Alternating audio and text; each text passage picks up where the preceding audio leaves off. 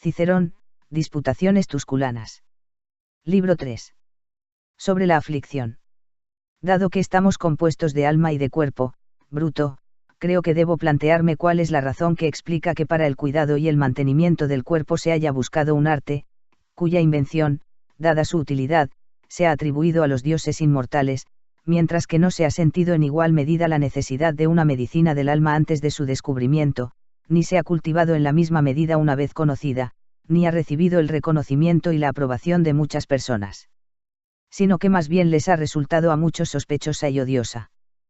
Quizá la razón de ello es que el malestar y el dolor del cuerpo lo juzgamos con el alma, mientras que la enfermedad del alma no la sentimos con el cuerpo. De aquí resulta que el alma emite un juicio sobre sí misma precisamente cuando se halla enferma la facultad con la que ella juzga. Ahora bien, si la naturaleza nos hubiera engendrado con la capacidad de observarla y penetrar en su esencia y pudiésemos, teniéndola a ella por excelente guía, completar el curso de nuestra vida, indudablemente no habría ningún motivo para ir en búsqueda de doctrina racional alguna. 4. Pero la realidad es que ella 5 nos ha dado solo pequeños destellos de luz, que, nosotros, al estar corrompidos por comportamientos y opiniones malos, apagamos con tal rapidez, que en ninguna parte aparece atisbo alguno de la luz de la naturaleza. Es indudable que las semillas de las virtudes están innatas en nuestras índoles naturales y, si se las permitiera desarrollarse, la naturaleza misma nos conduciría a la vida feliz.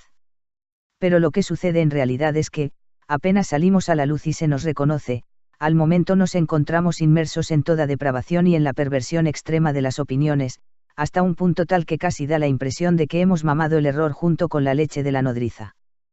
Pero, cuando se nos devuelve a nuestros padres y luego se nos confía a los maestros, entonces nos impregnamos de errores tan diversos que la verdad cede a la vaciedad y la naturaleza misma a la opinión confirmada. Hay que añadir además a los poetas 9 que, al presentársenos con una gran apariencia de erudición y sabiduría, se los escucha, se los lee, se los aprende de memoria y penetran profundamente en nuestras mentes.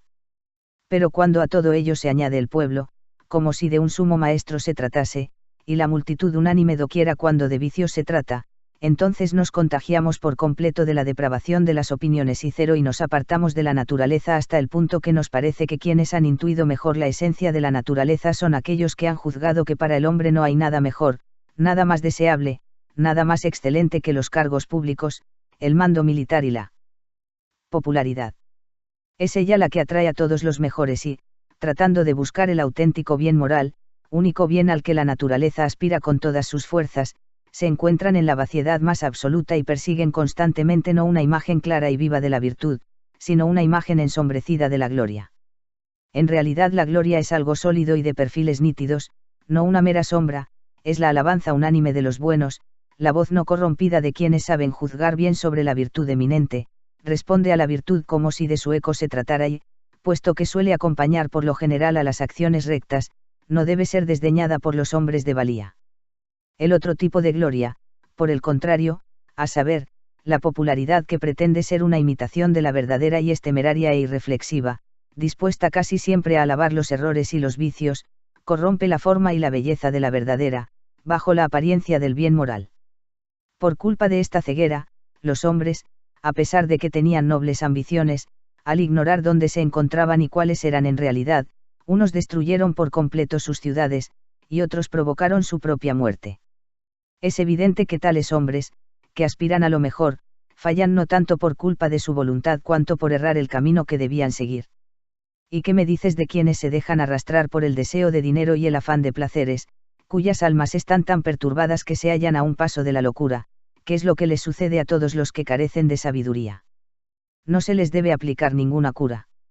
¿Es que las enfermedades del alma dañan menos que las del cuerpo, o es que los cuerpos se pueden curar, mientras que no hay medicina alguna para las almas? Pero en realidad las enfermedades del alma son más perniciosas y más numerosas que las del cuerpo. De hecho son odiosas porque afectan al alma y la atormentan, y un alma enferma, como dice Ennio, siempre se equivoca y no es capaz ni de soportar ni de resistir, nunca deja de sentir deseos.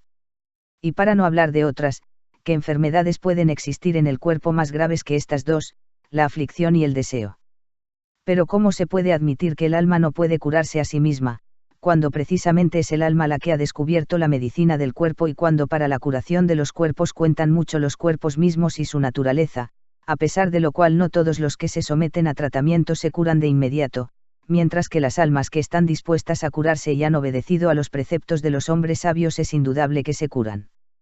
Existe ciertamente una medicina del alma, la filosofía, cuya ayuda no hay que buscarla, como en las enfermedades del cuerpo, fuera de nosotros, y debemos esforzarnos con todos nuestros recursos y fuerzas para ser capaces de curarnos a nosotros mismos.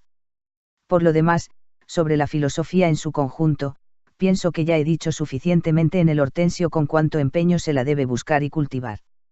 Además, sobre las cuestiones más importantes puede decirse que no he dejado después de tratar y de escribir. Ahora bien, en estos libros L8 se han expuesto las discusiones que he mantenido en la villa de Túsculo con mis amigos. Pero, dado que en los primeros se ha hablado de la muerte y del dolor, el tema de discusión del tercer día constituirá este tercer volumen. Cuando descendíamos a mi academia LG, después de que el día declinaba ya hacia el atardecer, pedí a uno de los presentes que indicara el tema de la discusión. Su desarrollo fue el siguiente: soy de la opinión de que al sabio le puede afectar la aflicción, también las otras perturbaciones del alma, es decir, los miedos, los deseos de placeres y los raptos de ira. Se trata poco más o menos de lo que los griegos llaman patos, yo podría haberlas llamado enfermedades, y sería una traducción al pie de la letra, pero no encajaría en nuestro uso lingüístico. De hecho, los griegos denominan a todas estas afecciones del tipo de la compasión, la envidia, la exaltación y la alegría, enfermedades, movimientos del alma que no obedecen a la razón. Nosotros, por el contrario, podríamos denominar a esos mismos movimientos de un alma agitada con el nombre, apropiado en mi opinión, de perturbaciones, mientras que el término enfermedades no se ajustaría a nuestro uso, a no ser que tú opines de otra manera. No, esa es también mi opinión. ¿Piensas, pues, que al sabio le pueden afectar estas perturbaciones? Sí que lo pienso. Luego esta sabiduría tan celebrada no es merecedora de tan gran estima, si es que en realidad no difiere mucho de la locura, ¿cómo? ¿A ti te parece locura toda conmoción del alma? No solo a mí, por cierto, sino que me doy cuenta, y ello me suele producir admiración, de que nuestros antepasados tenían también esta opinión muchos siglos antes que Sócrates, fuente de la que ha manado toda esta filosofía que se ocupa de la vida y de la conducta. ¿Por qué piensas eso?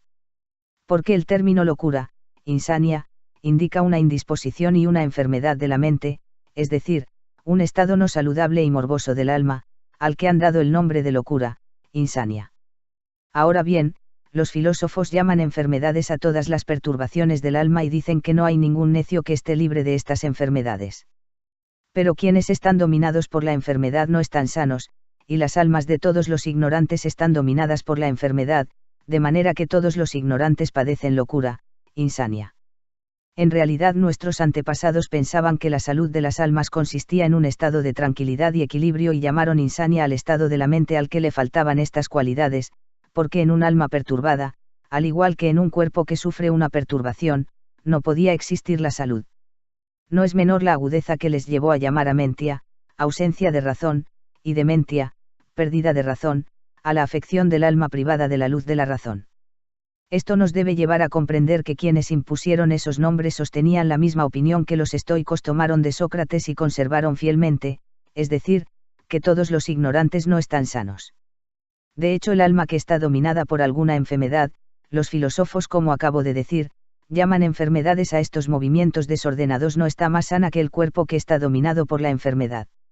De ello se sigue que la sabiduría es la salud del alma, mientras que la ignorancia es, por decirlo así, una falta de salud, es decir, una locura, insania, o una demencia, dementia.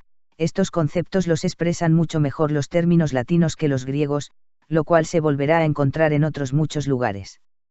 Pero de ello hablaremos en otra ocasión. Volvamos ahora a lo que nos ocupa. La naturaleza y las características de lo que estamos investigando las pone de relieve la fuerza misma del término. Dado que es necesario considerar sanos a aquellos cuya mente no ha sido perturbada por movimiento alguno de índole, por así decir, enfermiza, hay que llamarnos sanos a quienes se hallan en la situación contraria. Por ello no hay nada mejor que la expresión que acostumbramos a utilizar en la lengua latina cuando decimos que han perdido el dominio de sí mismos quienes desbocados se dejan arrastrar por el deseo o por la cólera, si bien la cólera en sí misma forma parte del deseo, porque de hecho la definición de la cólera es, deseo de venganza, de manera que cuando se dice que han perdido el dominio de sí mismos, se dice por el hecho de que ellos ya no están bajo el dominio de su mente, a la que por naturaleza se le ha confiado el poder sobre el alma entera. ¿Cuál es el origen del término griego manía? Yo no sabría decirlo, pero, aún así, nosotros distinguimos mejor que ellos en qué consiste. En realidad nosotros ese tipo de locura, insania, que unido a la necedad abarca un significado más amplio, lo diferenciamos del frenesí furor.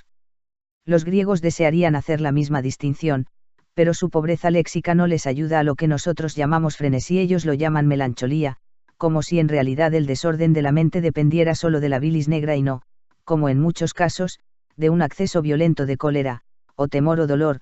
De un acceso de este tipo decimos que enloquecieron a Tamante, Alcmeón, Ayante y Orestes. A quien se encuentra en un estado semejante las 12 tablas les prohíben ser el dueño de sus bienes, y por eso no se usa la expresión, si él está loco, sino, si está loco y oso. Ellos pensaron en realidad que la estulticia, a pesar de que carece de equilibrio, es decir, de salud, era capaz, sin embargo, de desempeñar los deberes medios 3 y una conducta de vida normal y ordinaria, mientras que consideraron la locura funosa una ceguera total de la mente. Y, aunque esta situación parece peor que la locura, sin embargo, es de una naturaleza tal que el sabio puede caer en la locura furiosa furor, pero no en la simple locura, insania. Pero esta es una cuestión diferente. Volvamos al propósito que nos ocupa. Has dicho, pienso, que te parece que el sabio puede caer en la aflicción. Eso es lo que opino en realidad. Es humano que tú tengas esa opinión. Es evidente que nosotros no hemos nacido de una piedra, sino que hay innato en nuestras almas algo tierno y delicado que es sacudido por la aflicción como si de una tempestad se tratara. Y no yerra el famoso Crantor, que fue uno de los miembros más ilustres de nuestra academia, cuando dice, no estoy en absoluto de acuerdo con quienes elogian con tanto empeño yo no sé qué extraña forma de insensibilidad, que ni puede ni debe existir. Yo no deseo estar enfermo, pero si llegara a estarlo, dice, quisiera conservar la sensibilidad, ya se me seccione o se me ampute algún miembro del cuerpo. Porque esta insensibilidad al dolor no se obtiene sino pagando un precio muy alto, el embrutecimiento del alma y la parálisis del cuerpo. Pero tengamos cuidado, no vaya a ser este el lenguaje de personas que aprueban nuestra debilidad y condescienden ante nuestra molicie. Atrevámonos no solo a podar las ramas de nuestras miserias, sino también a arrancar todas las hebras de sus raíces. Aún así, algo quedará quizá, tan profundas son las raíces de la necedad, pero solo quedará lo que debe quedar. Convéncete de una vez de esto, si no se cura nuestra alma, lo cual no puede suceder sin la ayuda de la filosofía, no habrá fin alguno de nuestras miserias. Por ello, ya que hemos iniciado el tratamiento, confiémonos a sus cuidados, si queremos, nos curaremos. E iré un poco más lejos, no solo trataré de la aflicción, aunque seguirá siendo la cuestión principal, sino también de toda perturbación, según yo lo he expresado, o enfermedad del alma, como prefieren los griegos. Y en primer lugar, si estás de acuerdo, sigamos el método de los estoicos, que acostumbran a compendiar de una forma breve sus argumentos. Ego nosotros los ampliaremos según nuestro ornétodo. Quien es fuerte, tiene también confianza en sí mismo. No puedo usar confidence en lugar de fidens, porque, por un mal uso de la lengua, esta palabra tiene un sentido negativo, a pesar de que deriva de confidere, que implica un elogio. Ahora bien, quien tiene confianza en sí mismo, ciertamente no tiene miedo, porque en realidad la confianza es incompatible con el temor. Pero quien cae en la aflicción, también cae en temor, porque las cosas cuya presencia nos hace caer en la aflicción son las mismas que cuando nos amenazan con presentársenos, tememos. De aquí se sigue que la aflicción es incompatible con la fortaleza. Es verosímil, por consiguiente, que quien cae en la aflicción cae también en el temor y, por supuesto, en el abatimiento y la depresión del alma. Quien cae en estas debilidades puede caer también en la esclavitud, o puede suceder incluso que admita que está derrotado. Quien llega a admitir esto tiene que admitir también el temor y la cobardía. Un hombre fuerte, por el contrario, no cae en estas debilidades, por lo que tampoco puede caer en la aflicción. Pero nadie es sabio si no es fuerte, luego el sabio no caerá en la aflicción. Además, quien es fuerte es necesario que esté dotado de grandeza de ánimo, y quien está dotado de grandeza de ánimo es invencible, quien es invencible tiene que menospreciar las cosas humanas y considerarlas en un nivel inferior a él. Pero nadie puede menospreciar las cosas que pueden causarle aflicción, por lo que hay que concluir que el hombre fuerte nunca sufre aflicción. Pero todos los sabios son fuertes, por consiguiente el sabio no cae en la aflicción. Y, de la misma manera que el ojo, cuando está inflamado, no está en una condición idónea para desempeñar su función, y también las demás partes, o el cuerpo en su conjunto, cuando se hallan alejados de su condición normal, fallan en el desempeño de su función y actividad, así también el alma, cuando está perturbada, no está en condiciones de cumplir su actividad. Ahora bien, la función del alma consiste en hacer un buen uso de la razón y el alma del sabio está en una condición tal que le posibilita el hacer el mejor uso posible de la razón, de manera que nunca se halla perturbada. Pero la aflicción es una perturbación del alma, por lo que el sabio estará siempre libre de ella. También es verosímil una argumentación del tipo de, quien es temperante, los griegos lo llaman esfrona y a la virtud correspondiente soposine que yo suelo llamar una veces temperancia, otras moderación y, en ocasiones incluso, sentido de la medida, pero quizá lo adecuado sería llamar a esa virtud, frugalidad, término que tiene un sentido más restringido entre los griegos, que llaman a los hombres fnigales cresimous, es decir, simplemente, útiles, mientras que nuestro término tiene un significado más amplio, toda forma de sobriedad, toda forma de inocencia, que entre los griegos no tiene ninguna denominación usual, pero es posible usar abe1 abeian, porque la inocencia es la disposición del alma que es incapaz de perjudicar a alguien, y las demás virtudes se contienen también en la galidad. Si su significado no fuera tan amplio y se atuviera al sentido restrictivo que le da la mayoría, el sobrenombre de Lucio Pisón nunca habría gozado de tanto predicamento. Pero, puesto que no se suele llamar, frugal, a quien ha abandonado su puesto por miedo, lo cual es una prueba de cobardía, ni a quien por avaricia no restituyó lo que se le había confiado en secreto, lo cual es una prueba de injusticia, ni a quien por irreflexión ha gestionado mal un asunto, lo cual es prueba de necedad. Precisamente por eso la frugalidad abarca tres virtudes, la fortaleza, la justicia y la prudencia, aunque este es un rasgo común de las virtudes, pues todas se hallan relacionadas y unidas entre sí, por lo que la galidad es de suyo la cuarta virtud que queda. En realidad su función específica es, según parece, guiar y calmar los movimientos impulsivos del alma y, oponiéndose siempre al deseo de placer, mantener en toda circunstancia una moderada firmeza. El vicio que se le contrapone se denomina ineptitud, nequitia. Frugalitas, en mi opinión, deriva de frux, fruto, el producto mejor de la tierra, mientras que nequitia, aunque la derivación puede resultar un tanto atrevida, debo intentarlo, considerésela un juego de palabras, si carece de fundamento, deriva del hecho, digo yo, de que en un hombre de estas características no hay nada, nequiquam, por lo que se dice de él que no es de provechos 8. De manera que quien es fnigal 59 grados, si tú prefieres, moderado y temperante, tiene que ser firme, pero quien es firme, es tranquilo y quien es tranquilo, está libre de toda perturbación y, por lo tanto, también de la aflicción. Y estos son LDS rasgos propios del sabio, de manera que el sabio estará libre de aflicción. No es desacertado, por lo tanto, el comentario de Dionisio de Heraclea al pasaje de Homero en el que Aquiles se lamenta, me parece, con las palabras siguientes, mi corazón se hincha hasta el fondo de ira funesta, cuando recuerdo que he sido privado del honor y de toda gloria. Es que una mano está en un estado normal cuando está hinchada. O no está en un estado anormal cualquier otro miembro que está hinchado e inflamado. De un modo semejante, pues, el alma hinchada e inflamada está en un estado anormal.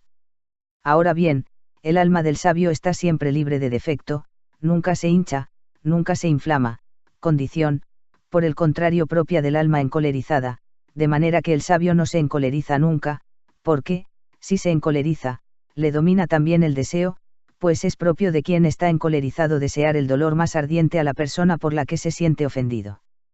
Pero es inevitable que quien experimenta este deseo experimente una gran alegría si ha logrado su propósito.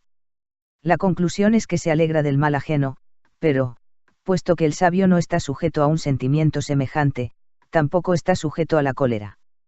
Si, por el contrario, el sabio estuviera sujeto a la aflicción, estaría también sujeto a la cólera, pero, dado que está libre de ella, también estará libre de la aflicción. Además, si el sabio pudiera caer en la aflicción, podría caer también en la compasión o la envidia, invidentia, no he usado el término envidia, que se usa cuando alguien es envidiado, mientras que de invidere puede usarse correctamente el término invidentia, para evitar la ambigüedad del término invidia, palabra que deriva de mirar con demasiada atención la fortuna de otro, como en el Melanipo, quien ha hecho mal de ojo a la flor de mis hijos. Da la sensación de que es un mal uso del latín, pero acció acertado de lleno, porque, por analogía con videre, invidere florem, es más correcto que indio idere floria otros nos la veda el uso lingüístico, pero el poeta ha mantenido su derecho y se ha expresado con mayor audacia. La compasión y la envidia afectan, por lo tanto, a la misma persona. Es decir, quien se duele de la desgracia de alguien, se duele también de la prosperidad de alguien, como es el caso de Ofiasto quien, al lamentar la muerte de su condiscípulo Calístenes, se aflige por la prosperidad de Alejandro y por ello dice que Calístenes se había topado con un hombre muy poderoso y muy afortunado, pero ignorante del modo como convenía hacer uso de la prosperidad. Ahora bien, del mismo modo que la compasión es la aflicción por las desgracias de otro, así también la envidia es la aflicción por la prosperidad de otro. De manera que quien puede caer en la compasión puede caer también en la envidia, pero el sabio no puede caer en la envidia, por lo que tampoco en la compasión. Si el sabio se habituara a sentir aflicción, se habituaría también a sentir compasión. La aflicción, por ello, le es ajena al sabio. Así es como tratan los estoicos estas cuestiones y sus conclusiones son demasiado concisas. Pero ellas requieren un tratamiento algo más amplio y detallado, haciendo, no obstante, un uso preferente de las opiniones de unos pensadores que utilizan una forma de argumentar y un pensamiento muy valiente y, por decirlo así, viril. Porque los peripatéticos, nuestros amigos, que superan a todos en elocuencia, en conocimientos y en seriedad, no llegan a convencernos del todo con su teoría del término medio de las perturbaciones o enfermedades del alma. En realidad todo mal, por muy moderado que sea, es un mal, mientras que lo que nosotros pretendemos es que en el sabio él no exista en absoluto. Del mismo modo que el cuerpo, aunque la enfermedad que lo afecte sea moderada, no está sano, así también, en el alma, ese término medio excluye la salud. Por esa razón, como en otros muchos casos, nuestros conciudadanos han acertado al denominar enfermedad, a enctudo, por analogía con los cuerpos enfermos, a la pena, la inquietud y la angustia. Los griegos denominan toda perturbación del alma con un término casi idéntico al nuestro, porque llaman patos, es decir, enfermedad, a cualquier movimiento turbulento que tiene lugar en el alma. Pero nosotros hilamos más fino, la aflicción del alma es muy semejante a la condición de los cuerpos enfermos, pero el deseo sexual no es semejante a la enfermedad, ni tampoco la alegría desbordante, que es un placer desenfrenado y delirante del alma. El miedo tampoco es de suyo completamente semejante a la enfermedad, aunque está próximo a la aflicción, pero, hablando con propiedad, tanto la enfermedad del cuerpo como la aflicción del alma tienen una denominación no escindible del dolor. Nosotros debemos explicar, por lo tanto, el origen de este dolor, es decir, la causa que origina la aflicción en el alma, del mismo modo que la enfermedad en el cuerpo. En efecto, al igual que los médicos piensan que, una vez que han descubierto la causa de la enfermedad, han descubierto también la curación, así también nosotros, una vez que hayamos descubierto la causa de la aflicción, hallaremos también la posibilidad de curarla. La causa, en conclusión, hay que ponerla única y exclusivamente en la opinión, pero no solo de la aflicción, sino también de todas las perturbaciones, que son genéricamente 4, con numerosas subdivisiones.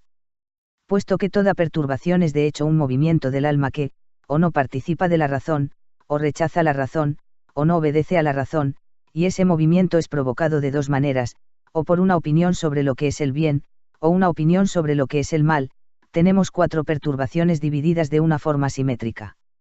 2 se originan en realidad de una opinión sobre lo que es el bien, una de las cuales es el placer delirante, es decir, una alegría que va más allá de la medida, originada por la creencia de que tenemos delante un gran bien, la otra, el deseo, que se puede denominar perfectamente deseo voluptuoso, y que consiste en el apetito inmoderado, que no obedece a la razón, de lo que se supone que es un gran bien. Estos dos géneros, por lo tanto, el placer delirante y el deseo voluptuoso, son fruto de una turbación provocada por una opinión sobre los bienes, del mismo modo que los dos restantes, el miedo y la aflicción, son toda la turbación provocada por una opinión sobre los males. Porque el miedo es la creencia de que un gran mal nos amenaza y la aflicción es la creencia de que estamos en presencia de un gran mal, y, a decir verdad, una creencia reciente de un mal de una naturaleza que da la sensación de que es justo sufrirlo, es decir, que quien lo sufre piensa que él debe sufrirlo. Nosotros debemos luchar, sin embargo, con todas las fuerzas y todos los medios, contra estas perturbaciones, que la necedad lanza e incita contra la vida de los hombres, como si de furia se tratara, si queremos que transcurra de una forma tranquila y plácida el tiempo de vida que se nos ha concedido. Pero de las demás perturbaciones hablaremos en otro momento. 7. Ahora, si es posible, intentemos desterrar la aflicción. Sea ese nuestro propósito en realidad, puesto que tú has dicho que te parece que el sabio puede caer en ella, opinión que yo no comparto en absoluto. En realidad ella es algo horrible, penoso, detestable, algo de lo que hay que huir con todas nuestras fuerzas y, por decirlo así, con las velas desplegadas y a fuerza de remos. ¿Qué te parece a ti aquel famoso nieto de Tántalo, hijo de Pélope, que una vez de su suegro, el rey Enomao, obtuvo a Hipodamía en nupcias forzadas, y eso que era bisnieto de Júpiter? ¿Cómo pudo envilecerse tanto y quebrantarse tanto? No os aproximéis a mí, dice, extranjeros. Quedaos donde estáis. Que mi contacto o mi sombra no dañen a los buenos. Tan grande es la fuerza del delito que se ha adherido a mí. Cuerpo 73. ¿Quieres condenarte tú, Tiestes, y privarte de la luz del sol por el efecto del delito de otro? ¿No piensas que el famoso hijo del es indigno de la luz de su propio padre? Mis ojos están hundidos, mi cuerpo se ha secado por la del gadez, las lágrimas han devorado con su humedad mis mejillas, exangües, entre la suciedad de mi rostro, mi barba, hirsuta por la mugre y sin rasurar, me oscurece el pecho, áspero por la inmundicia. Tú mismo, Eetes, el más necio de los hombres, te has procurado estas desgracias, ellas no estaban entre las que el azar te había infligido, a decir verdad, cuando el mal era viejo, cuando se había aplacado la agitación del alma, mientras que la aflicción, como demostraré, consiste en la creencia de que hay un mal reciente, pero tú sufres, evidentemente, porque echas de menos el reino, no a tu hija. A ella de hecho la odiabas, y quizá con razón, pero no soportabas con ánimo sereno la pérdida de tu reino. No obstante, es impúdica la tristeza de quien se consume en el dolor porque no se le permite gobernar a hombres libres. El tirano Dionisio, como todo el mundo sabe, expulsado de Siracusa, ejercía en Corinto de maestro de escuela, hasta tal punto era incapaz de dejar de mandar.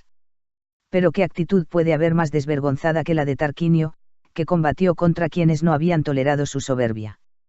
Al no haber podido él recuperar el poder, ni con ayuda de las amas de los debellos ni de los latinos, se cuenta que se retiró a Cumas y en esa ciudad se dejó consumir por la vejez y la aflicción. ¿Piensas tú entonces que al sabio le puede suceder dejarse abatir por la aflicción, es decir, por la desgracia? Si es cierto que toda perturbación es una desgracia, la aflicción es una tortura. El deseo voluptuoso te hace arder, la alegría desbordante te hace caer en ligereza, el miedo en degradación, pero la aflicción causa males mayores, consunción, tormento, postración, aspecto horrible, lacera y devora el alma y la destruye por completo. Si no nos despojamos de ella hasta conseguir eliminarla, no podemos liberarnos de la desgracia. Una cosa al menos es evidente, que la aflicción se origina cuando se tiene la impresión de que un gran mal se nos presenta y nos acosa. Epicuro considera, sin embargo, que el mero pensamiento del mal es por su naturaleza una aflicción, de manera que quien quiera que piense en un mal de una gravedad mayor de la habitual, con solo pensar que le ha sucedido a él, de inmediato cae en la aflicción.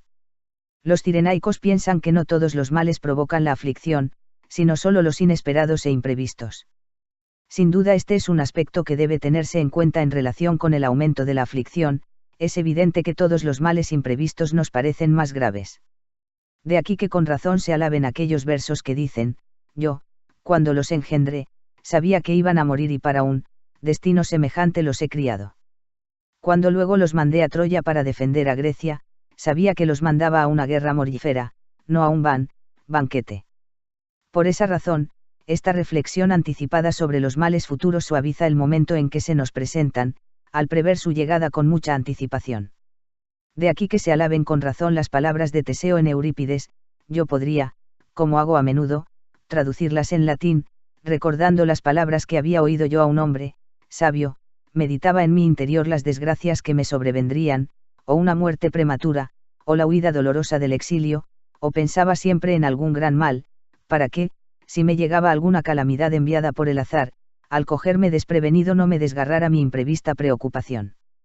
Esto es lo que dice Teseo que había oído a un sabio, pero en realidad Eurípides está hablando de su propia experiencia personal.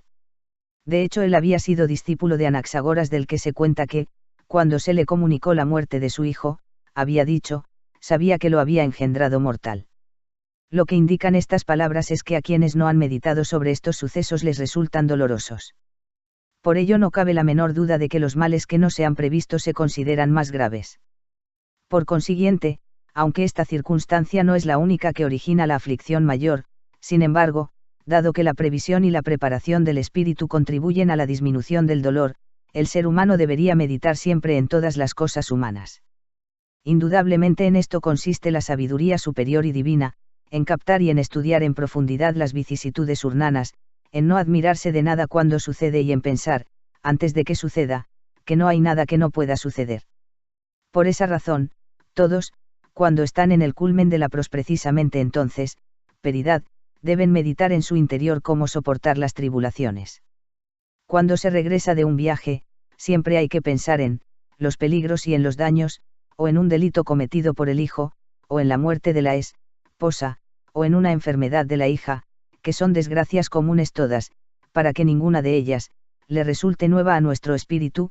Cualquier bien que se presente inesperado, considéreselo como una ganancia. Ahora bien, si Terencio ha sabido expresar de una forma tan adecuada esta idea tomada de la filosofía, no vamos a ser capaces nosotros, de cuyas fuentes él la ha extraído, de expresarla mejor y tener una conciencia más firme de la misma. Buen ejemplo de ello es aquel rostro siempre impertérrito que, según se dice, Jantipa acostumbraba a proclamar a los 4 vientos que había observado en su esposo Sócrates. Ella le había visto siempre salir y regresar a casa con la misma expresión. No se trataba en realidad de la frente de aquel anciano Marco Craso, del que Lucilio dice que se había reído una sola vez en toda su vida, sino de una tranquila y serenas 9, así al menos es como se nos ha transmitido. Y es natural que su rostro fuera siempre el mismo, dado que su mente, sobre la que él se modela, no sufría alteración alguna. Por ello, yo acepto sin vacilar de los cirenaicos estas armas contra los avatares del azar, con las que, con la ayuda de una larga meditación, se harán 1000 pedazos sus ataques, cuando se presenten, y al mismo tiempo yo declaro que el mal de la aflicción proviene de la creencia, no de la naturaleza, si de hecho fuera algo real, porque se volverían más ligeros los males cuando se los prevé. Mas sobre esta cuestión es posible hablar con una mayor precisión, si examinamos antes la opinión de Epicuro. Él piensa que todo aquel que considere que se halla en medio de males debe caer necesariamente en la aflicción, ya se trate de males previstos y esperados con anterioridad, ya se trate de males inveterados. Según él, los males no disminuyen por hacerse viejos, ni se aligeran por haberlos previsto, y es una necedad pensar en un mal que puede venir o que quizá no se presente nunca. Bastante odioso es todo mal cuando se ha presentado, mas quien siempre está pensando que le puede acontecer algo adverso, hace de ese pensamiento un mal perpetuo, pero, en el caso de que ni siquiera suceda, se echa encima sin motivo una infelicidad involuntaria, de manera que siempre se está torturando, o por sufrir el mal, o por pensar en él. Epicuro hace consistir el alivio de la aflicción en 2 actitudes, en el apartar del pensamiento las penas y en el volverse a la contemplación de los placeres. Él piensa de hecho que el alma es capaz de obedecer a la razón y seguirla por donde ella la guíe. Ahora bien, la razón impide que nos fijemos en las penas, nos aleja de los pensamientos dolorosos y embota nuestra agudeza para la contemplación de las penas. 1. Cuando la razón ha tocado a retirada ante ellas. 2. Eneos impulsa e incita por el contrario a observar y degustar con toda nuestra mente una variedad de placeres, con lo que él piensa que la vida del sabio alcanza su plenitud, no solo con el recuerdo de los placeres pasados, sino también con la esperanza de los que deben seguir. Nosotros hemos expresado esto a nuestra manera, los epicúreos lo dicen a la suya, pero fijémonos en lo que dicen y no nos preocupemos de cómo lo dicen.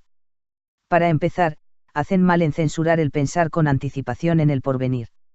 No hay nada en realidad que debilite y alivie tanto la aflicción como el pensar continuamente, en cada momento de la vida, que no hay nada que no pueda suceder, el meditar sobre la condición humana, sobre la ley de la vida y nuestra disposición a obedecerla, disposición que no nos lleva a estar siempre tristes, sino a no estarlo nunca.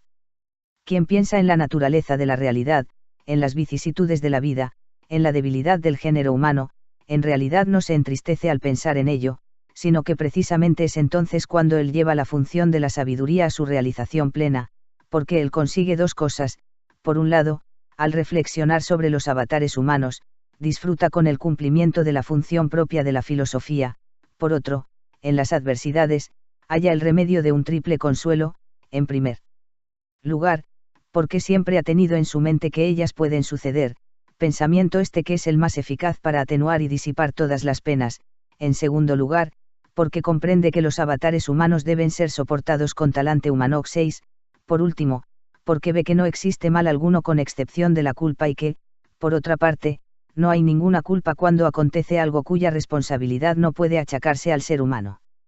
En realidad esa evocación del placer que nos propone 35 Epicuro, cuando pretende alejarnos de la contemplación de los males, carece de sentido. Cuando nos atormentan esas preocupaciones que consideramos malas, no depende de nosotros disimularlas u olvidarlas, nos desgarran, nos torturan, nos aguijonean, nos queman, no nos dejan respirar. Y tú nos mandas que las olvidemos, lo cual es contrario a la naturaleza, tú que nos arrancas la ayuda que la naturaleza nos ha procurado, la duración del dolor. 97. Por supuesto que la medicina que nos proporciona el lento transcurrir del tiempo es lenta pero eficaz, no te quepa duda. Tú quieres que piense en cosas buenas y me olvide de los males. Lo que tú dices tendría algún valor, y sería digno sin duda de un gran filósofo, si por esas cosas buenas tú entendieses las más dignas del ser humano. Supongamos que Pitágoras, o Sócrates, o Platón, me dijeran: ¿por qué estás abatido? ¿Por qué sufres? ¿Por qué sucumbes y cedes a los embates de la fortuna? Quizá te ha podido pellizcar y punzarte, pero seguro que no ha podido quebrantar tus fuerzas. Grande es el poder que hay en las virtudes, despiértalas, si es que duermen. La primera que vendrá en tu ayuda será la fortaleza, que te hará tan animoso que despreciarás y no tendrás en consideración alguna todo lo que al ser humano le puede acontecer. Luego vendrá en tu ayuda la templanza, que coincide con la moderación que hace un momento yo he denominado frugalidad. 8, que no consentirá que tú hagas nada vergonzoso o indigno. Pero hay algo más indigno y vergonzoso que un hombre afeminado. Ni siquiera la justicia, que parece que en esta cuestión juega un papel insignificante. 9, te permitirá realizar estas acciones. Ella dirá, no obstante, que tú eres injusto en un doble sentido, no solo porque deseas lo ajeno, desde el momento en que siendo un simple mortal pretendes la condición de los inmortales, sino también porque llevas a mal haber restituido lo que habías recibido en usufructo. ¿Y qué vas a responder a la prudencia cuando ella te enseñe que la virtud, al igual que es autosuficiente para una vida digna, lo es también para una vida feliz? Si la virtud dependiese de su relación con las cosas externas, en lugar de tomar de sí misma su origen y su finalidad, sin tener que buscar nada en ninguna parte, al abarcar ella todo lo que le es propio, no comprendo por qué habría que adornarla con palabras tan vehementes o buscarla con tanto empeño. Si esos son los bienes a los que me convocas, Epicuro, te obedezco, te sigo, te tomo como guía, me olvido hasta de mis males, como quieres, y tanto más fácilmente porque pienso que ni siquiera hay que considerar los males. Pero tú guías mi pensamiento hacia los placeres. ¿A qué placeres? A los del cuerpo, pienso, o a aquellos que, por causa del cuerpo, ocupan nuestra mente mediante el recuerdo o la esperanza. ¿Hay algo más? Interpreto correctamente tu pensamiento. ¿Por qué sus discípulos suelen decir que nosotros no comprendemos lo que quiere decir Epicuro? Esto es lo que Epicuro dice y esto es lo que solía sostener y decir con toda la fuerza de su voz, cuando yo lo escuchaba en Atenas, aquel mordaz viejo Zenón, pero el más inteligente de ellos: feliz el hombre que sabe disfrutar de los placeres presentes y confía en seguir dismitándolos durante toda su vida o gran parte de ella, sin que sobrevenga el dolor, o, si sobreviene, en el caso de que sea extremo, será breve, pero, en el caso de que se prolongue, comportará más placer que mayo, pensar. En estas cosas le hará feliz, especialmente si está satisfecho de los bienes que ha disfrutado y no teme ni a la muerte ni a los dioses. He aquí la noción epicúrea de la vida feliz expresada con las palabras de Zenón, de manera que no puede rechazarse en absoluto. Y en conclusión, la perspectiva y el pensamiento de una vida de este tipo podrán aliviar a Tiestes, a Eetes, al que me acabo de referir, o a Telamón expulsado de su patria, desterrado y pobre. Su sola presencia despertaba la siguiente exclamación de sorpresa: ¿y es este aquel famoso Telamón, cuya gloria poco asea, elevado hasta el cielo, a quien los griegos contemplaban, hacia cuyo rostro levantaban sus rostros? Pero sí, como dice el mismo poeta, a uno, se le vienen abajo al mismo tiempo el amimo y los recursos, debe ir a buscar su medicina en aquellos filósofos antiguos serios. No en esos devotos del placer. ¿Qué es lo que entienden ellos en realidad por abundancia de bienes? Admitamos que el sumo bien es la ausencia de dolor, aunque no se llame placer a esto, pero ahora no es necesario tratar todas las cuestiones, se nos debe llevar allí para aliviar nuestro sufrimiento. Admitamos que el dolor es el mal supremo, quien no se encuentra en esa situación dolorosa, si está libre de mal, disfruta por ello del sumo bien. ¿Por qué tergiversas la cuestión, Epicuro, en lugar de reconocer que el placer al que nos referimos nosotros es el mismo al que tú te sueles referir cuando te has restregado por completo la cara yo? ¿Son estas tus palabras o no? En el libro que contiene toda tu doctrina, desempeñaré ahora la función de traductor, para que nadie piense que me lo estoy inventando. Dices lo siguiente: por mi parte, yo no acierto a comprender qué sentido puede darse a ese famoso bien, si le quito los placeres que se experimentan mediante el gusto, si le quito los que se experimentan por medio de las experiencias sexuales, si le quito los que se perciben mediante la audición de los cantos, si le quito las impresiones placenteras procedentes de las formas bellas que se perciben con la vista, o todos los demás placeres que en todo ser humano se originan de cualquier sentido. No puede decirse en verdad que la alegría del espíritu es el único bien que puede reconocerse como tal. En realidad, tal y como yo la concibo, la alegría espiritual consiste en la esperanza de que todos los placeres que he citado antes permitan que la naturaleza, al entrar en posesión de los mismos, se halle privada de dolor. Y lo expresa con estas palabras, para que todo el mundo comprenda qué es lo que entiende Epicuro por placer. Luego, un poco más abajo, muchas veces, dice: he preguntado a quienes recibían el nombre de sabios cuáles serían los bienes con que se quedarían, si les quitasen aquellos, a no ser que lo que ellos pretendan sea pronunciar palabras vanas. Nunca he conseguido que ellos me dieran una respuesta. 114. Si lo que quieren es lanzar a borbotones por su boca discursos sobre las virtudes y las sabidurías, lo único que harán es indicarnos el camino mediante el cual se consiguen los placeres de los que he hablado antes. Lo que viene a continuación es del mismo tenor, y todo su libro, que trata del sumo bien, se halla repleto de palabras y conceptos semejantes. ¿Es este el tipo de vida al que piensas convocar al héroe Telamón para aliviarle su aflicción? Y, si ves a uno de los tuyos afligido por la tristeza, le darás un esturión en lugar de un tratado socrático. Le exhortarás a que oiga los sonidos de un órgano hidráulico 15 en lugar de las palabras de Platón. Le pondrás delante, para que los mire, lugares floridos y variados. Le pondrás debajo de las narices un ramillete de flores. Le quemarás perfumes y le invitarás a que se adorne con guirnaldas de rosas. Si le das otra cosa, seguro que entonces habrás enjugado todo su llanto. Esto es lo que debe reconocer Epicuro, o eliminar de su libro lo que he citado palabra por palabra, o, mejor aún, tirar el libro entero, porque está a rebosar de placeres. Debemos preguntarnos, por tanto, ¿cómo podemos liberar de su aflicción a quien se expresa así? Es evidente que ahora me falla más la fortuna que mi linaje. Yo tenía a mi disposición un reino, lo digo para que sepas, desde qué lugar tan elevado, desde qué poder, desde qué prosperidad se ha derrumbado, al precipitarse mi fortuna. ¿Qué dices a esto? Le hacemos tragar a este un vaso de vino y miel, o algo por el estilo, para que deje de llorar. He aquí lo que dice en otra parte el mismo poeta: desde el culmen de mi poder heme aquí necesitada de tu berza, Héctor. Debemos socorrerla, lo que está pidiendo en realidad es ayuda. ¿Qué protección puedo pedir o buscar? ¿Qué ayuda puedo esperar ahora del destierro o la huida? He perdido mi fortaleza y mi ciudad. ¿A quién me dirigiré? ¿En quiénes me apoyaré?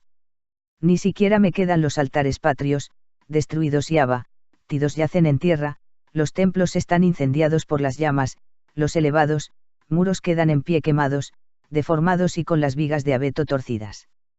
Conocéis lo que viene a continuación, sobre todo los versos: 1. Oh Padre, oh Patria, oh morada de Príamo, templo cerrado por altisonante gozne.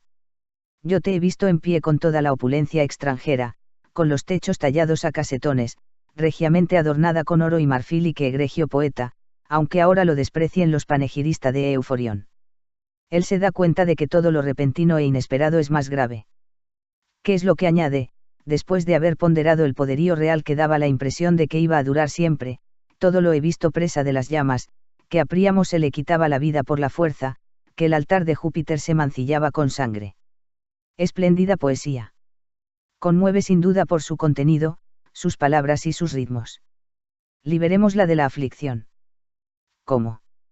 Pongámosla sobre un lecho de plumas, traigámosle una citarista, quememos ungüentos olorosos, démosle una escudilla de bebida dulcecita, veamos de procurarle algo de comida. Estos son en definitiva los bienes que nos liberan de las aflicciones más graves.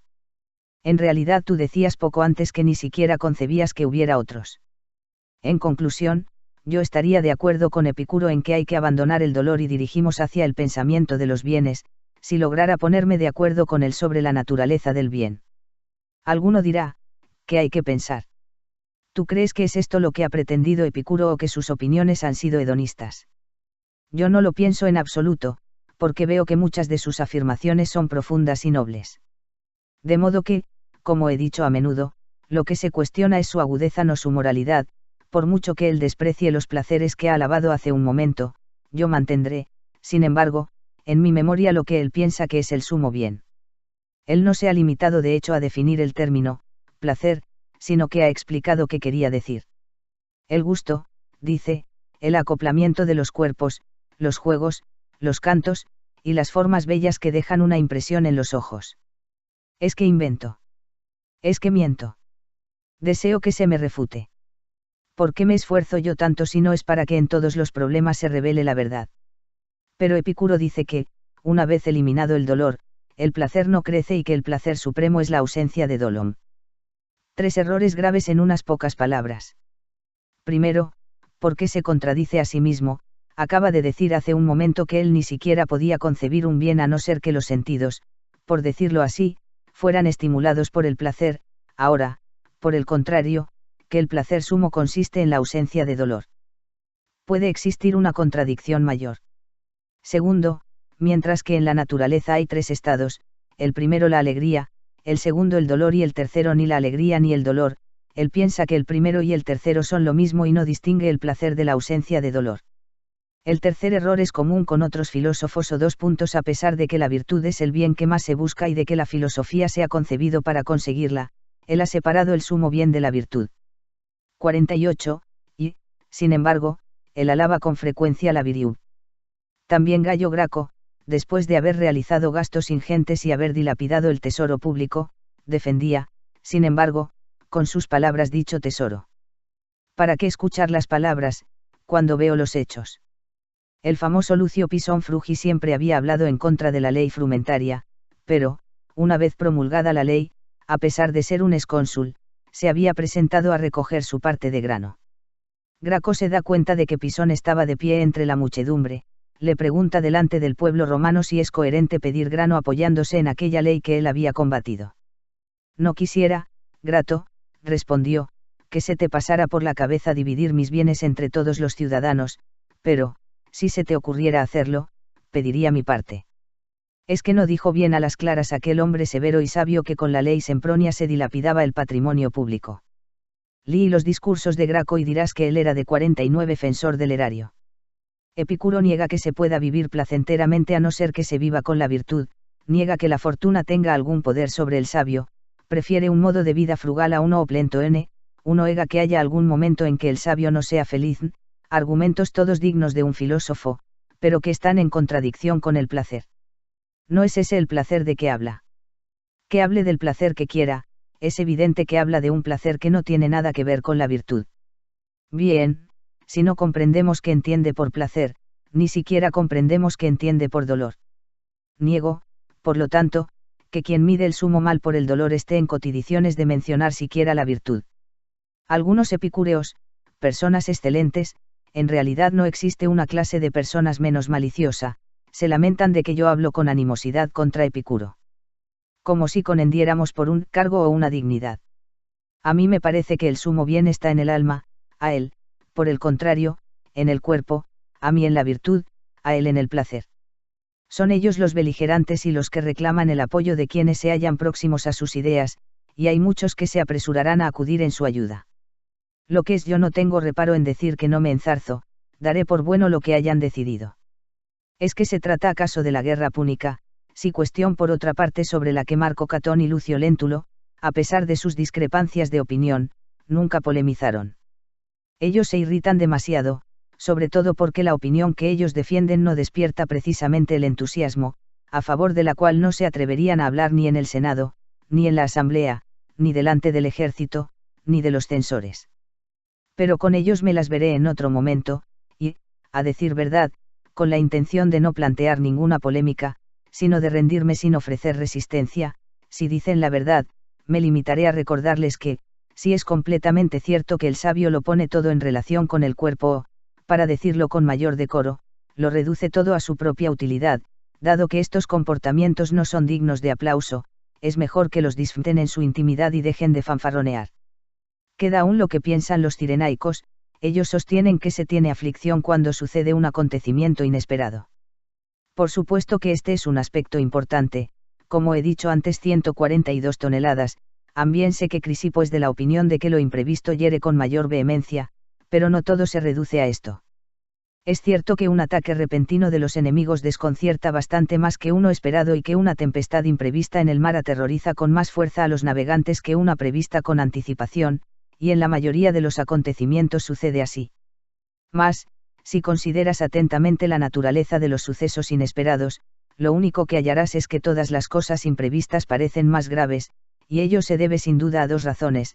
La primera, porque no se tiene tiempo para considerar la magnitud de los acontecimientos; la segunda, porque, al tener la impresión de que, de haberlo previsto, se habría podido evitar, el mal que nos hemos procurado, como si se debiese a nuestra culpa, vuelve más aguda la aflicción. Que ello es así lo demuestra el tiempo, cuyo transcurrir provoca un alivio tal que, a pesar de que los males siguen siendo los mismos, no solo se alivia la aflicción, sino que en la mayoría de los casos desaparece. Muchos cartagineses fueron esclavos en Roma, y muchos macedonios, después de la captura de su rey Perseo. También he visto en el Peloponeso, cuando era un muchacho, a algunos esclavos corintios. Todos ellos se podían lamentar con las mismas palabras que en la Andrómaca, he visto todas estas cosas. Pero Sebeo y Eva habían cesado de entonar esos lamentos. Por sus rasgos, su modo de hablar, por todos sus demás movimientos y posturas, habrías dicho que eran de Argos o de Sición, y a mí la visión súbita de las ruinas de Corinto me había impresionado más que a los corintios mismos, en cuyas almas su continuo pensar en las desgracias había formado el callo del paso del tiempo. He leído el libro que Clitómaco, después de la destrucción de Cartago, envió a sus compatriotas prisioneros para consolarlos. En él se contiene una disertación de Carneades, que Clitómaco dice que ha conservado en sus apuntes. Planteada la tesis de si, en el caso de que su patria fuera conquistada, el sabio, como se piensa, caería en la aflicción, se exponen los argumentos que Carneades habría esgrimido en contra de dicha tesis. El filósofo recurre, pues, a una medicina tan eficaz para una calamidad presente como innecesaria sin duda para una inveterada, y, si unos años más tarde se hubiera enviado ese mismo libro a los prisioneros, ya no habría curado sus heridas, sino sus cicatrices. El dolor se atenúa en realidad gradualmente y con el paso del tiempo, no porque la realidad misma suela o pueda cambiar, sino porque la experiencia nos enseña lo que debía habernos enseñado la razón, que lo que daba la sensación de ser mayor era menor. ¿Qué necesidad hay, por lo tanto, dirá alguno, del razonamiento o de cualquier forma de consolación a la aue solemos recurrir cuando queremos aliviar el dolor de los que sufren? El argumento que casi siempre tenemos a mano entonces es el de que nada debe parecemos inesperado. ¿O cómo soportará mejor la desgracia quien es consciente de que es inevitable que al hombre le acontezca algo semejante? Un discurso de esta naturaleza no detrae de hecho nada de la totalidad del mal, lo único que aporta es que no ha sucedido nada que no hubiera sido de esperar. No se quiere decir con ello que este tipo de discurso no surta efecto cuando de consolar se trata, sino que yo diría incluso que es el que surte un efecto mayor. La falta de previsión, por lo tanto, no tiene tanta fuerza como para ser el origen de toda aflicción, puede ser que vuelva más grave la herida, pero no es la causa de que nos parezcan mayores los males que acontecen, da la sensación de que son mayores porque son recientes, no porque sean imprevistos. Una vez sentado esto, el método para descubrir la verdad es doble, no solo en las cosas que parecen males, sino también en las que parecen bienes. O examinamos la naturaleza y la magnitud del hecho en sí, como hacemos a veces respecto de la pobreza, cuyo peso logramos aligerar, demostrando mediante la argumentación, cuán exiguas y escasas son las necesidades naturales, o, abandonando las sutilezas de la argumentación, pasamos a tratar de los ejemplos. Es entonces cuando se cita a Sócrates, o a Diógenes, o aquel famoso dicho de Cecilio, la sabiduría se encuentra a menudo también bajo un sórdido capotillo. Si la esencia de la pobreza es en realidad una y la misma, ¿qué razón puede aducirse para que ella le resultara tolerable a Gayo Fabriciol, mientras que otros dicen que no la pueden soportar? Semejante a este segundo método es ese procedimiento de consolación que demuestra que todas las cosas que acontecen son humanas. Esa línea de argumentación no se limita en realidad a conocer en qué consiste la humana condición, sino que indica que es posible soportar lo que otros han soportado y están soportando. Cuando se trata de la pobreza, se cita a muchos pobres que la han soportado, si se trata del desprecio de los honores, se cita a muchos que no los han ostentado y que precisamente por ello han sido más felices, de quienes han antepuesto la tranquilidad privada a la actividad pública se alaba expresamente su vida, y no se suele silenciar aquel pasaje en Anapestos en que el poderosísimo rey alaba a un anciano y lo llama afortunado porque llegará al último día de su vida sin gozar de la gloria y desconocido. De un modo semejante, aduciendo ejemplos, se habla también de las pérdidas de los hijos y los sufrimientos de quienes los sobrellevan mal se mitigan con los ejemplos de otros. De esa manera, la capacidad de sufrimiento de los demás consigue que las cosas que han sucedido parezcan de una gravedad mucho menor de lo que se estimaba. El resultado es que poco a poco, con la reflexión, los hombres se dan cuenta de cuán errónea era su opinión. Y esto es lo que expresa también el famoso Telamón: yo, cuando los engendré. Y Teseo, meditaba en mi interior las desgracias que me sobrevendrían, y Anaxágoras, yo sabía que lo había engendrado mortal. De hecho todos ellos, después de una larga meditación sobre los avatares humanos, llegaban a comprender que en modo alguno son tan terribles como el vulgo piensa. Y yo tengo sin duda la impresión de que quienes meditan con anticipación se hallan casi en la misma situación que aquellos a quienes el paso del tiempo les cura, con la diferencia de que a los primeros les sana un razonamiento determinado, mientras que a los segundos la naturaleza misma, una vez comprendida la cuestión esencial 153q, el mal que se consideraba grandísimo no es en modo alguno tan grande que pueda destruir la vida feliz. La conclusión es, por lo tanto, que el golpe producido por algo inesperado es más violento, pero no, como piensan los cirenaicos, que, cuando a dos personas les suceden desgracias semejantes, solo experimenta aflicción aquella a la que la desgracia le ha sobrevenido de improviso. Se dice que algunos que están dominados por la tristeza, cuando oyen hablar sobre la condición común de los hombres, es decir, que nosotros hemos nacido bajo la ley de que nadie puede escapar permanentemente del mal, han sucdo aún más. Precisamente por este motivo Carneades, como veo que escribe nuestro Antíoco, acostumbraba a censurar a Crisipo por alabar aquel famoso pasaje euripideo: no hay mortal alguno a quien el dolor no alcance y la enfermedad, muchos deben enterrar a sus hijos y procrearlos de nuevo y la muerte a todos les está destinada. No hay ninguna razón para que estas cosas angustien al género humano.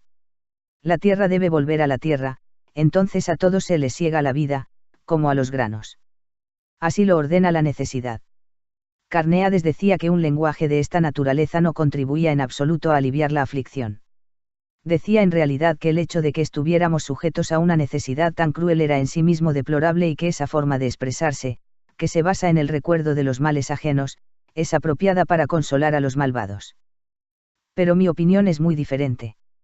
Es innegable que la necesidad de asumir la condición humana nos disuade de luchar, por así decir, contra la divinidad y nos recuerda que somos hombres, pensamiento que alivia en gran manera el sufrimiento y, por otro lado, la enumeración de los ejemplos pretende, no aliviar el alma de los malvados, sino tratar de que quien sufre comprenda que debe soportar el dolor, al hacerle ver que hay muchos que lo han soportado con moderación y tranquilidad. Hay que recurrir a todos los medios para sostener a quienes se derrumban y no pueden mantenerse en pie por la gravedad de su aflicción. De aquí que Crisipo piense que se denomina a la aflicción lipe, como si ella fuera en realidad la disolución total del ser humano. Ella podrá ser erradicada por completo, como he dicho al principio, una vez que se haya explicado la causa de la aflicción. Ella no es en realidad otra cosa que la creencia y la idea de que un mal está presente y nos agobia. Por consiguiente, por un lado, el dolor del cuerpo, cuya mordedura es atroz, se hará soportable si ponemos delante de nosotros la esperanza de un bien. Por otro, una vida que ha transcurrido con dignidad y brillo procura un consuelo tan grande que, o la aflicción no alcanza a quienes han llevado una vida semejante, o el dolor del alma le espuma muy superficialmente. Pero, cuando a la creencia de que estamos en presencia de un gran mal se le añade también la creencia de que es necesario, es justo y es un deber afligirse por lo que ha sucedido, es precisamente en ese momento cuando se produce esa gran perturbación de la aflicción. De esta creencia es de donde surgen las diversas y detestables formas de exteriorizar el dolor, la suciedad, el desgarrarse las mejillas como las mujeres, el golpearse el pecho, los muslos y la cabeza. De aquí la famosa actitud que adopta en Homero y en Accio Agamenón, que se arranca una y otra vez por el dolor su larga cabellera, en el que se inspira la conocida facecia de Bion sobre la necedad extrema del rey que en su dolor se arrancaba los cabellos, como si el sufrimiento se pudiera aliviar con la calvicie. Pero ellos hacen todo eso porque piensan que debe hacerse así. Por esa razón Esquines arremete contra Demóstenes por haber hecho un sacrificio 6 días después de la muerte de su hija. Pero con qué dominio de la retórica, con qué riqueza de lenguaje, con qué trabazón de ideas, qué palabras lanza de manera que tú comprendes enseguida que a un orador se le permite todo.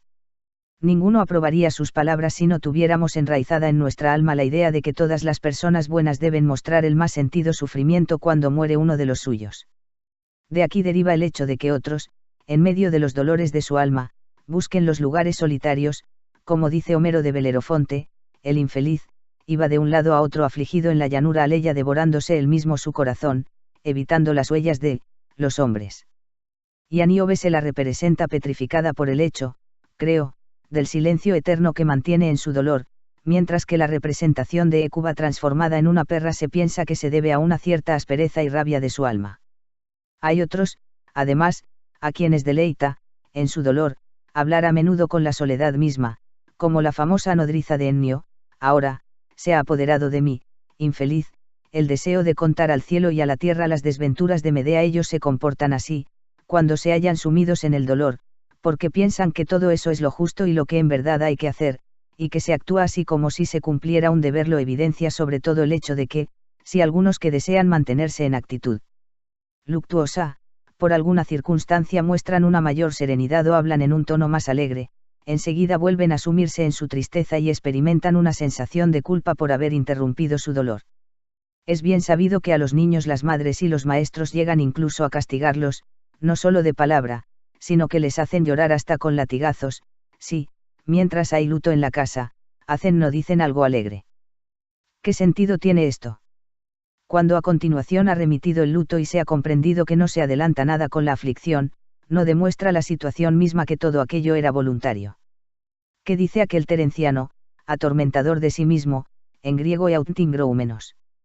He decidido, cremes, que, mientras yo continúe siendo infeliz, tanto menor será la ofensa que hago a mi hijo. Él decide ser infeliz. Pero es que existe alguien que decida algo en contra de su voluntad.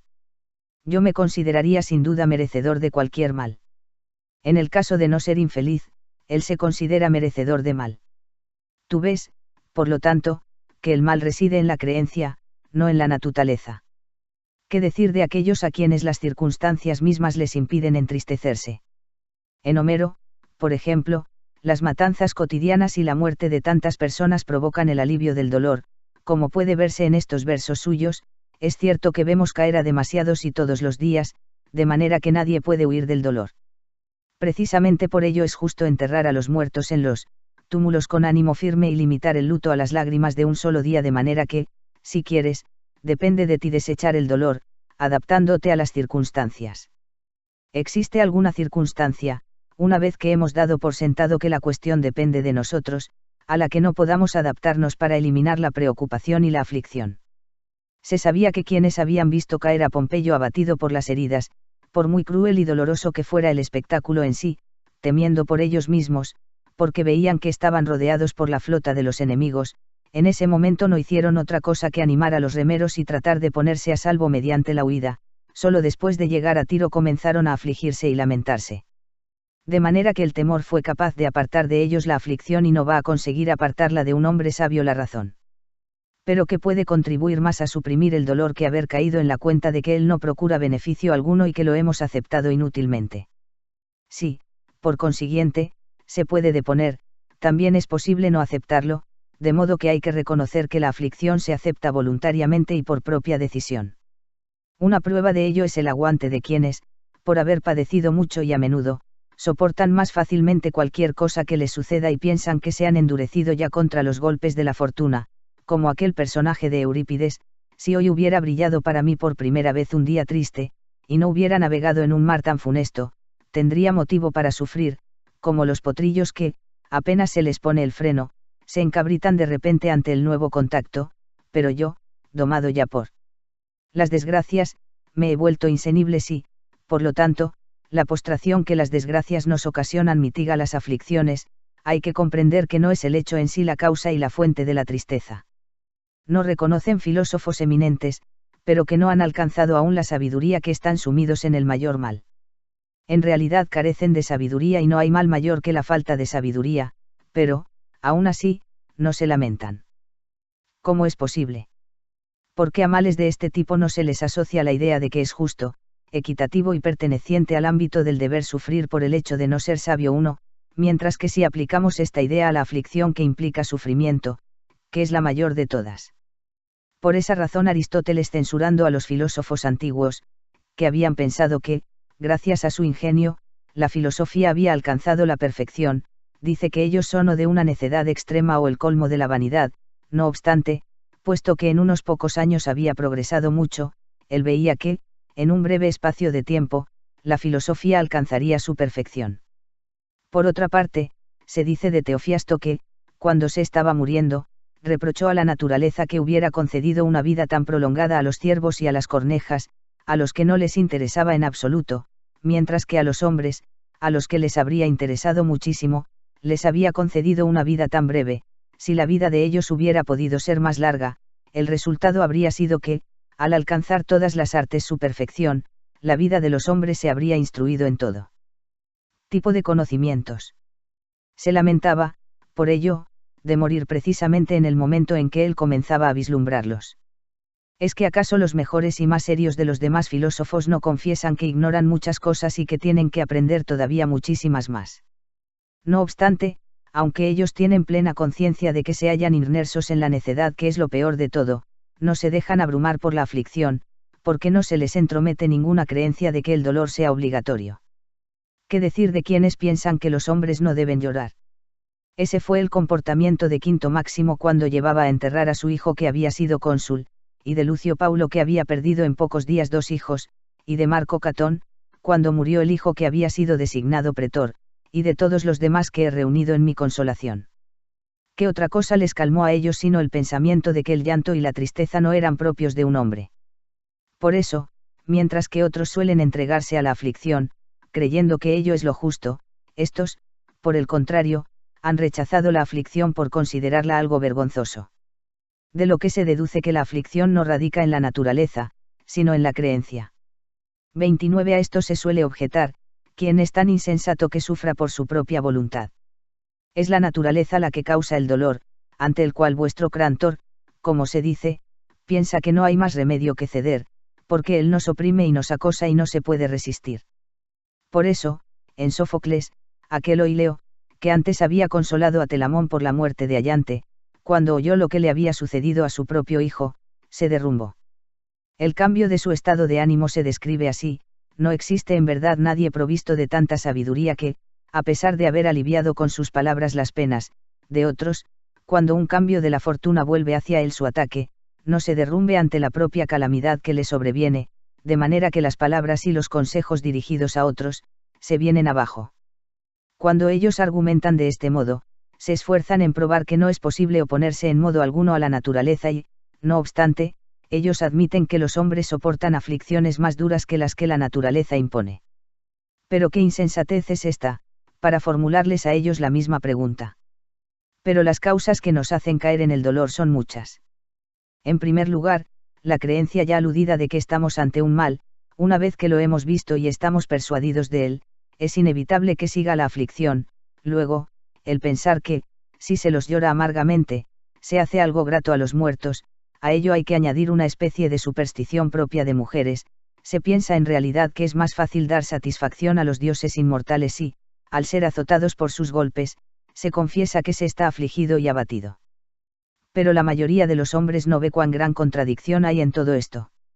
Es indudable que ellos alaban a quienes mueren con ánimo sereno, mientras que a quienes soportan con ánimo sereno la muerte de otro los consideran dignos de censura. Como si se pudiese verificar de algún modo lo que suele decirse en las conversaciones de los enamorados, que uno ama al otro más que a sí mismo.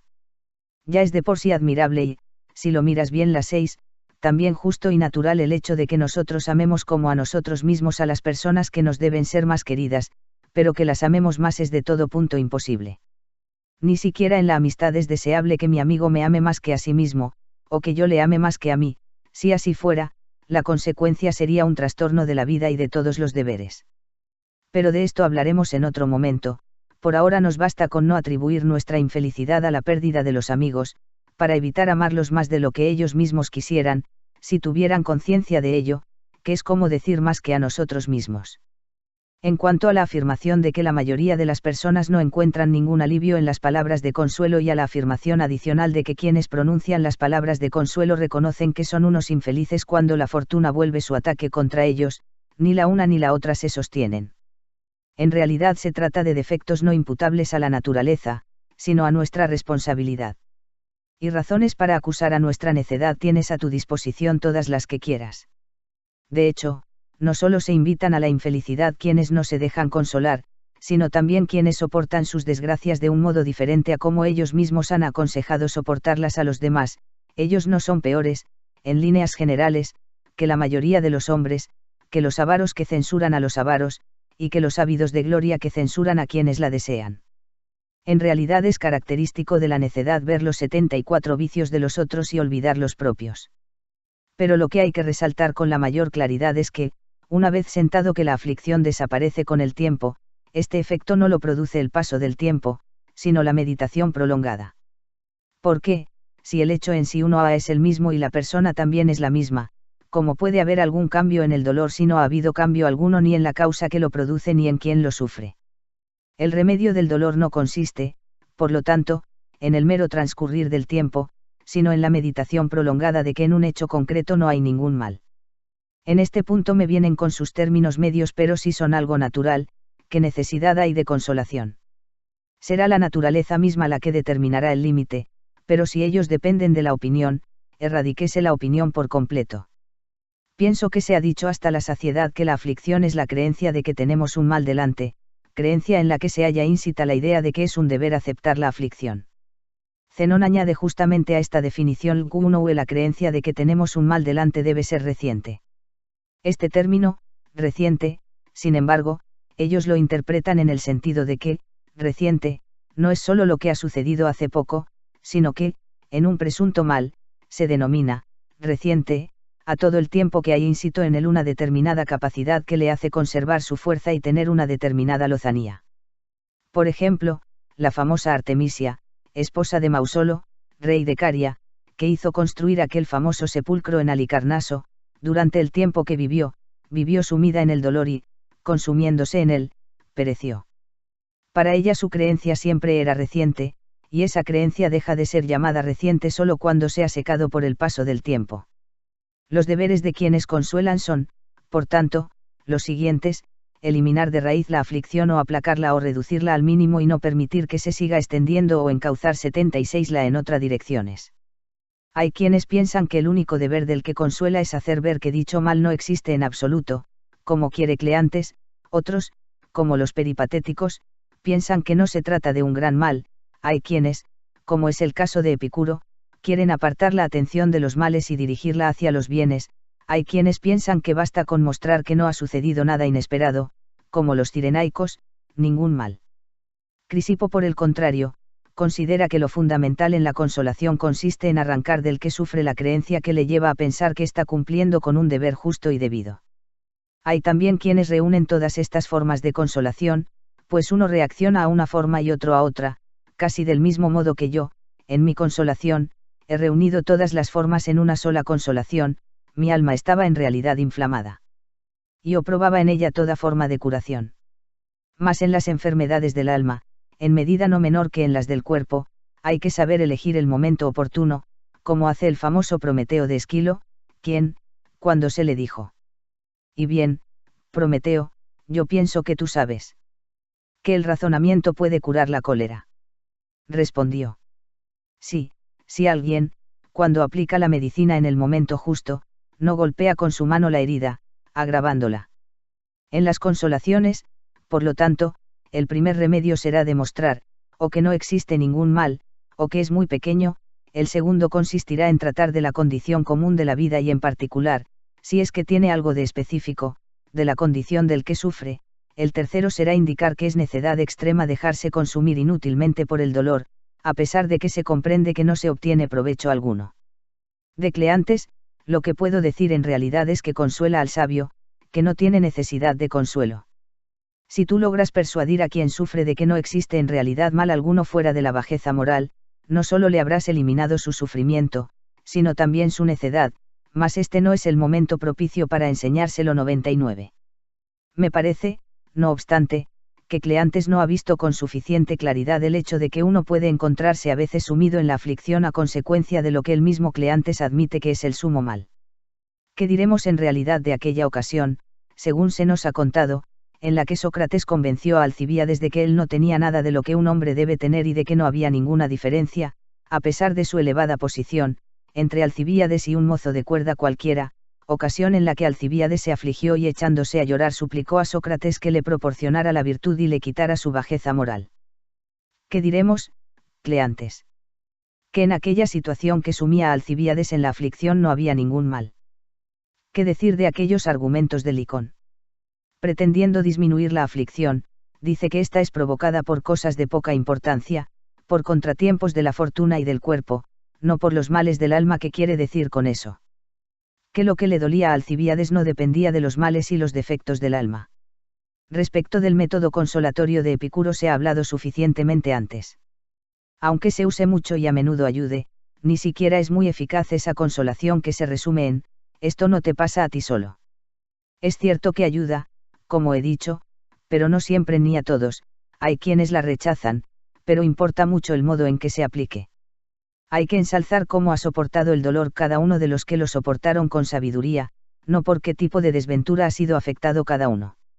La de Crisipo 204 es un tipo de consolación muy eficaz desde el punto de vista de la verdad, pero difícil de aplicar en el momento de la aflicción.